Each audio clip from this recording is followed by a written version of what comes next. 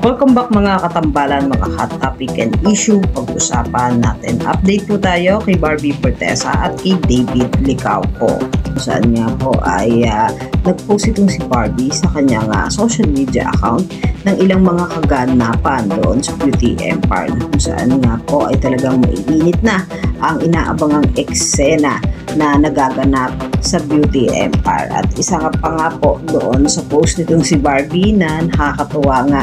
Ang sabi niya dito sa caption niya ay, teka, parang may mas kilig sina Shari at Alex na kung saan nga po ay kuha ito doon sa mga eksena sa Beauty Empire na nakikiligan nitong si Barbie Fortesa ang tambalan ni Shari at Alex. At nag-post din itong si Barbie ng P77 kung saan nga po ay ipapalabas na sa July 30 exclusively in cinema. Ayan po yung P77 na horror movie ni Barbie. At isa pa nga po sa latest post itong si Barbie, nakalagay doon, raising 1 million for cancer.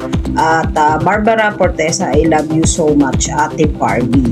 Na kung saan nga po pag-participate noon itong si Barbie doon sa fun run na ang beneficiary nga po ay yung mga batang may cancer na nakalikom nga po ng 1 million. Samantalang si David Licauco naman po ay nag-update din kanina sa kanyang social media account na nag-morning run ito at nag-jogging nga po.